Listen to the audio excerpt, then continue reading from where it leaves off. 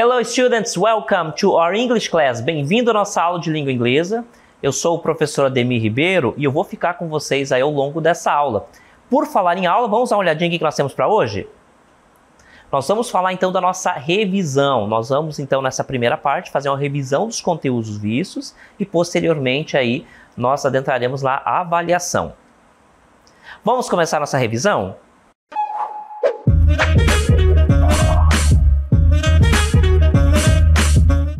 Bem, a nossa aula de hoje vai fazer uma revisão dos conteúdos que nós vimos ao longo das aulas, tá? Trata-se então de rever aquilo que foi mais importante, né, durante toda essa unidade.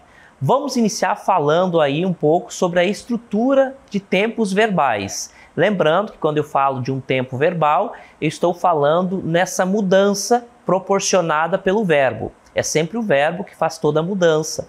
Um mesmo enunciado, ao utilizar um verbo no presente, esse enunciado está no presente. Utilizei um verbo no passado, todo esse enunciado vai estar no passado. Então, é sempre o verbo que faz essa mudança. Daí, nós chamamos, então, de tempos verbais, né? Porque tudo aquilo que nós falamos será caracterizado dentro de um tempo verbal, que é uma das características, né, que é proporcionado aí pelo uso dos verbos. Vamos iniciar revendo aí o Simple Present. Vamos dar uma olhadinha? Olha só, o Simple Present, qual é a estrutura? Vou mostrar para vocês agora. Nós iniciamos então com o subject, que é o sujeito. Depois nós temos na sequência, olha só, tocando na sequência o verbo. E depois o complemento, tá? Então, o Simple Present, o presente simples, ele tem essa estrutura, tá? De sujeito, aqui o verbo principal, tá, gente? E aqui o complemento, tá? Sempre essa estrutura. O complemento aqui pode variar, mas ele vai ter sempre essa estrutura. Nesse caso aqui, we drink water every day. Nós tomamos ou bebemos, tá? Eu sempre falo para vocês que é necessário adequarmos aquilo que nós estamos falando ou traduzindo. Nós tomamos água todos os dias.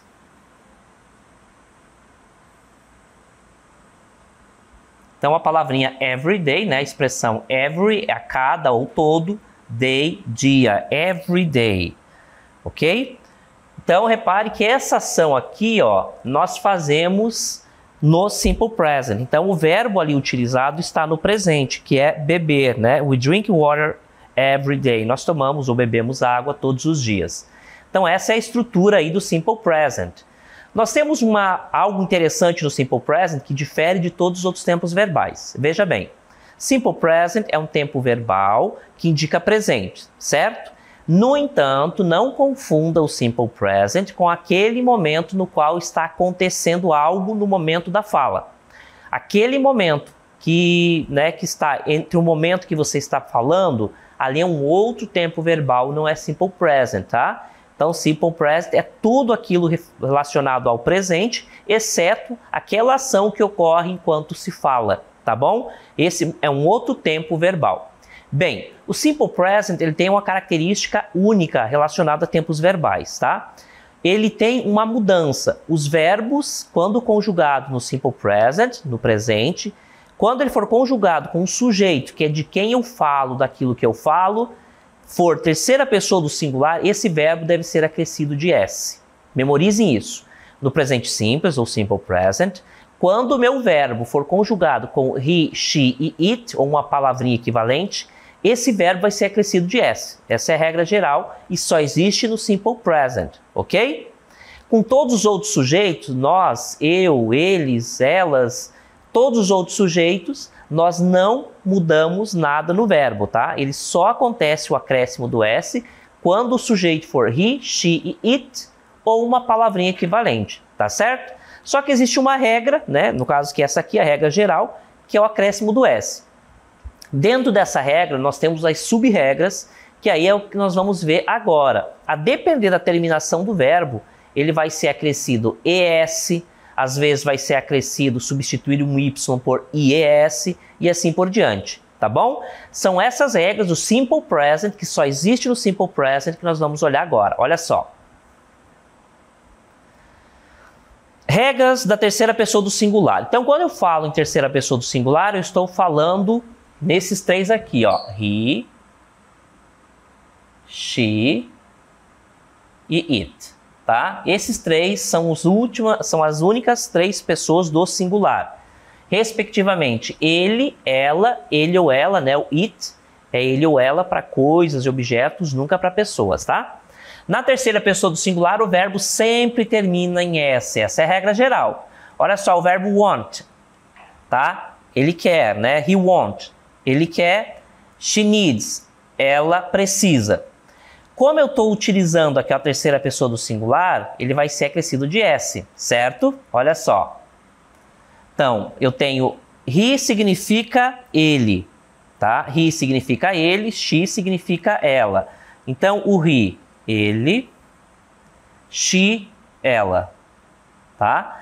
Todas as vezes que eu tiver he, she ou it, o verbo vai ser acrescido de S. É o exemplo aqui, ó. Estão vendo?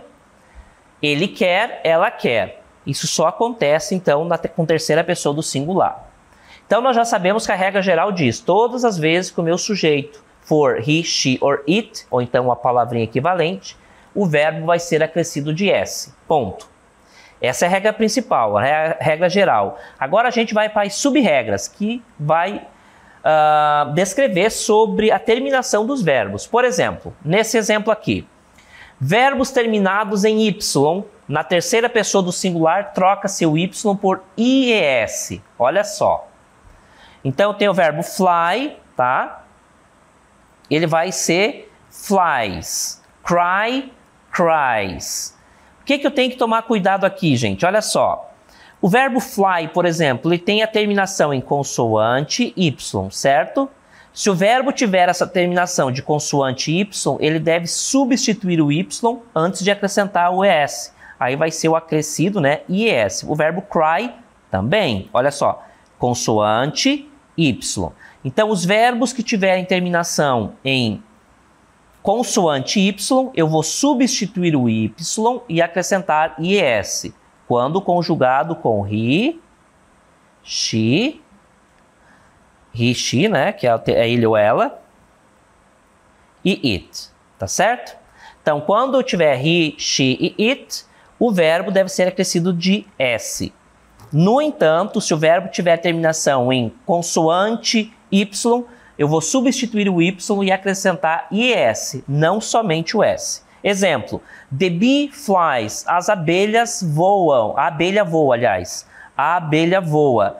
Olha só, eu tenho então o acréscimo de IS porque o verbo fly, que significa voar, tem terminação em consoante Y, né? Deixa eu modificar aqui. Então, verbos com terminação consoante Y, eu vou substituir o Y por IS.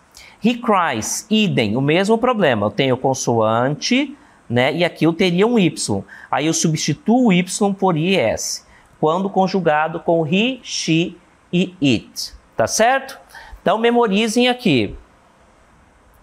Os verbos com terminação em Y, consoante Y, eu vou substituir o Y por IES, tá? Então, a regra geral diz, verbos conjugados com he, she e it, ele sempre vai ser acrescido de S. Essa é a regra geral. Uma sub-regra, se esse verbo que está conjugado com he, she, it, tiver terminação em consoante Y, eu vou substituir o Y por IES. Essa é uma sub-regra, tá certo? O verbo terminou em Y, tome cuidado. Se antes ele tiver uma consoante, eu já sei que ao conjugar com he, she e it, eu vou substituir o Y por IES. Mais uma sub-regra, vamos lá. Exceção. Quando houver uma vogal antes do Y, por exemplo, play e pray, aí eu só vou acrescentar o S, tá?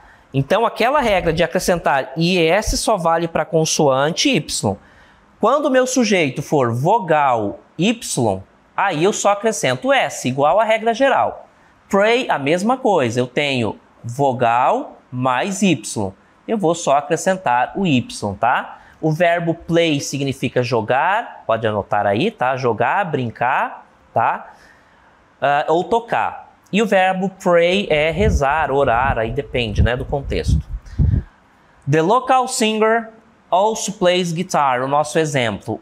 The local singer é equivalente a he, ou seja, a ele, né? Terceira pessoa do singular. Também toca violão. Olha só, plays, né? Por que plays? Porque o meu verbo é terminado em vogal Y.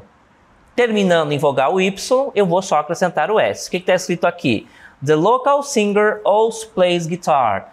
O cantor local também toca violão. A palavrinha guitar não é guitarra, tá? Ele é um falso cognato, significa violão, tá bom? Então, o cantor local também toca violão, ok? Repare que a expressão the local singer é substituído por he, né? Então, ele é uma palavrinha equivalente ali, mas também terceira pessoa do singular, tá certo? E aqui um outro exemplo, she prays, também, né? Acrescido de S, porque eu tenho vogal mais Y e aqui, né, terceira pessoa do singular, que é equivalente a ela. She prays, ela ora, ela reza, enfim. Outra sub-regra, adicione S, olha só, adicione S aos verbos terminados em SS, X, SH, CH. Também poderia colocar ali o verbo com terminação em Z, tá? Mas é muito comum. He pass, olha só, eu tenho a terminação duplo S, certo? A regra geral diz que eu deveria acrescentar somente S, certo? Mas aqui não é possível porque ele já tem terminação em dois S's. Então, eu vou acrescentar, ao invés de acrescentar somente o S, eu vou acrescentar ES, tá certo? Então, portanto, ES aqui, justificando essa regra. Se o meu verbo terminar em duplo S, double S, eu devo acrescentar ES a esse verbo quando conjugado com he ou she, ok? Aqui outro exemplo, she cats, ela pega, o verbo cat é pegar, tomar, pegar, tá? Então, ela, olha só, o meu verbo é terminado em CH, certo? Logo, eu tenho que acrescentar ES quando conjugado com terceira pessoa do singular aqui, ó, tá? Nesse caso aqui, do exemplo é she, ok? Outro exemplo, he fixes, ele tem terminação em X, logo vou acrescentar ES, porque o meu sujeito é he, terceira pessoa do singular. E por último, it push. Push é o verbo empurrar, tá? Empurrar. Aí eu tenho a terminação em SH e eu acrescento ES, porque aqui eu tenho um sujeito de terceira pessoa do singular. Tá certo? Então a regra geral fala que o meu verbo conjugado na terceira pessoa do singular deve ser acrescido de S. Se ele tiver a terminação em consoante Y, eu vou substituir o meu Y por IES. Se o meu verbo tiver a terminação em vogal Y, é só acrescentar o S como a regra geral. Lembre-se disso. Agora, se o meu verbo tiver a terminação em SS, CH, SH ou X, por exemplo, ele deve ser acrescido de ES quando conjugado com terceira pessoa do singular. Tá certo?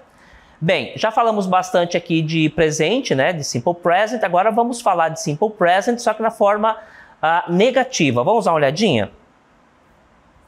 Então, na forma negativa, sujeito mais verbo auxiliar, mais not, mais verbo principal, mais complemento. Essa é a estrutura, tá? Sujeito é de quem eu falo, daquilo que eu falo. O verbo auxiliar, majoritariamente, vai ser o do ou o does. Mais o not, que sempre vai ser acrescido ao verbo auxiliar. Portanto, aqui, né? Na sequência. Verbo principal mais complemento. Olha o exemplo. Sujeito, I, eu, do, verbo auxiliar, mais o not, mais o verbo principal, mais o complemento. Tá certo? I do not live in Brazil. Eu não moro, eu não vivo no Brasil. Tá? Então, ele tem essa estrutura de sujeito, verbo auxiliar, que vai ser, na mais das vezes, ou o do ou o does, mais o advérbio de negação, né, que é o not, mais o verbo principal, que de fato vai indicar a ação, mais o complemento. Outro exemplo. He, she doesn't love candy. Ela não ama, ela não gosta, né, de docinhos, de bala. Olha só, por que é does aqui não do, gente? Porque eu tenho aqui, ó, terceira pessoa do singular. Logo, o meu verbo auxiliar também vai ser acrescido de S, tá? Aqui é a abreviação de does not. Tá certo? Por que o live aqui, ó, não tem S, gente? Porque o meu sujeito aqui, ó, não é terceira pessoa do singular, tá certo? Então, o verbo não é acrescido de S. Agora, como no segundo exemplo aqui, ó, como o meu sujeito, ele é terceira pessoa do singular, esse verbo auxiliar vai ter que ser acrescido de S, tá? Nesse caso aqui, eu escolhi, então, o does, tá bom? Deve ser o does, né? Porque não tem um outro verbo auxiliar para colocar aqui.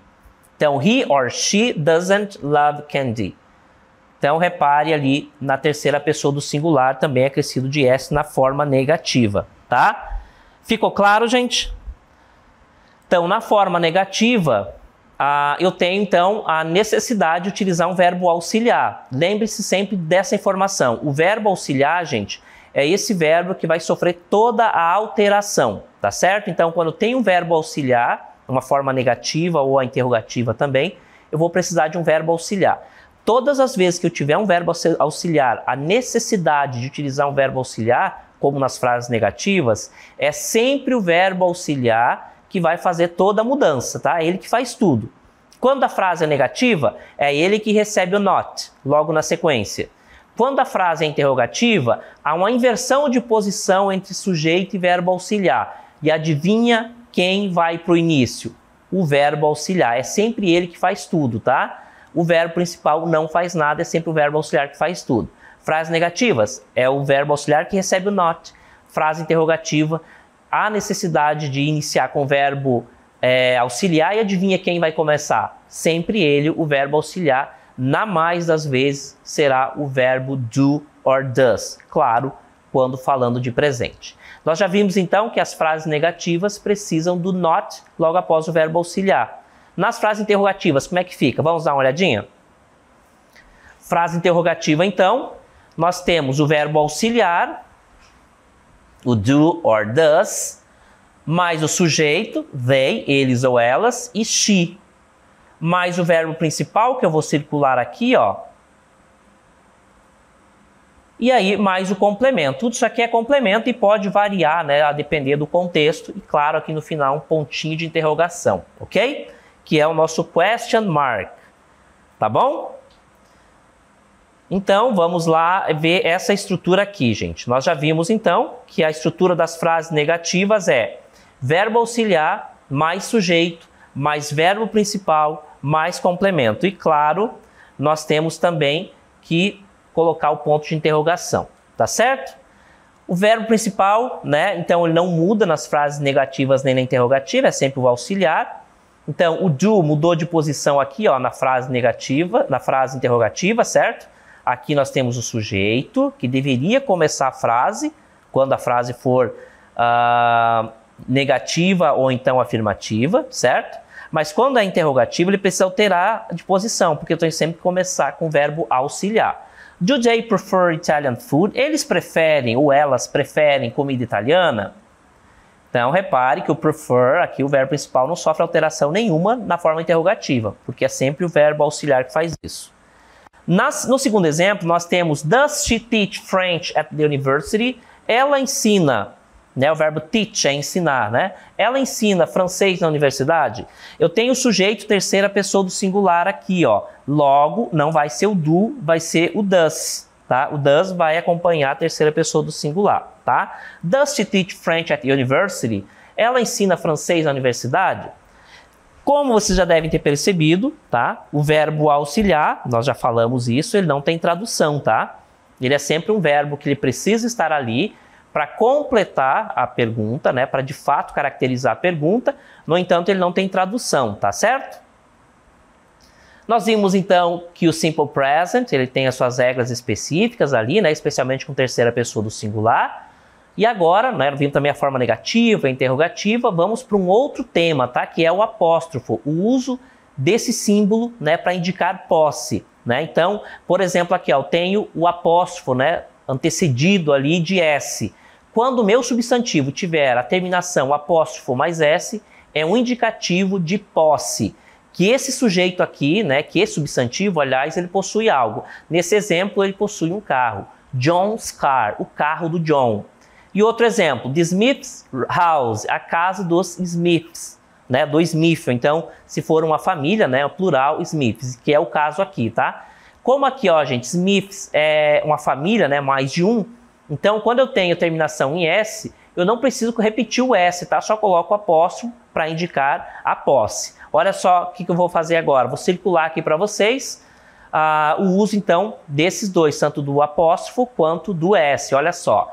Então, John's car, carro do John. Tá? Então, quando vocês verem o apóstrofo seguido de S, ali está sendo a indicação, né? É a indicação de que alguém ou algo possui alguma coisa. The Smith's house é a casa dos Smiths. Então, repare que é sempre essa ideia de possuir algo. Ok? Então, o uso do apóstrofo se dá dentro desse contexto para indicar a posse. Essa posse vai ser sempre para alguém ou alguma coisa animada, tá? Dificilmente uma coisa inanimada vai possuir uma outra coisa. Então, a gente precisa ter isso também em mente dentro desse contexto de uso do apóstrofo, tá certo? Vamos dar uma olhadinha agora nos objetos pessoais, vamos lá? Então, objetos pessoais nós temos aqui, ó, rings, anéis. Nós temos na sequência, então, rings, anéis. Nós temos a próxima palavrinha, necklace, que é colares. Aqui repare que ele está no plural também. Outra palavrinha, bracelets, que é pulseira. Bracelets, pulseira. Earrings, brincos. Earrings, brincos. Aí nós temos na sequência, nose rings, que é piercing de nariz, ou piercings de nariz, nesse caso aqui é plural, né? Nose é nariz, rings é anel. Então, anel de nariz seria piercing, ou brinco de nariz, enfim. Outro exemplo também de joia ali, né? De objeto pessoal é watch, relógio. Watch, relógio, ok? Então, nós temos aqui, gente, uma lista de objetos pessoais, né? Na verdade, estamos revendo aí esse vocabulário. Agora eu vou mostrar para vocês mais uma lista de vocabulário, só que também relacionado aí a roupas, que eu vou utilizar sempre com o verbo wear e não com use. Acompanhe então essa lista aí de palavrinhas, né, de vocabulário relacionado a vestimenta. Vamos lá? T-shirt, camiseta. T-shirt, camiseta. T-shirt, camiseta. Shirt, camisa social. Shirt, camisa social. Shirt, camisa social. Blouse, blusa. Blouse, blusa. Blouse, blusa. Tank top, regata. Tank top, regata. Tank top, regata. Sweater, suéter. Sweater, suéter. Sweater, suéter. Jacket, jaqueta. Jacket, jaqueta. Jacket, jaqueta. Coat, casaco. Coat, casaco. Coat, casaco. Dress, vestido. Dress, vestido. Dress, vestido. Skirt, saia. Skirt, saia. Skirt, saia. Pants, calça. Pants, calça. Pants, calça. Então, nós acabamos de ver uma lista aí sobre vestimenta, né? Espero que vocês tenham conseguido pegar todos esses exemplos. Agora a gente vai dar uma olhadinha aí nos materiais escolares. Vamos olhar? Então, school materials, materiais escolares. Então, nós temos pencil, que é lápis, pencil, lápis, pen, caneta, notebook, caderno, notebook, folder, que é pasta, highlighter, marcador, eraser, borracha, roller, régua, e por último nós temos scissors, tesoura, ok? Uma lista aí de materiais escolares. E por último, nós vamos dar uma olhadinha agora nos possessive adjectives, que são aquelas palavrinhas que eu também utilizo para indicar posse, tá? Então eu tenho ali my, I, my, you, your.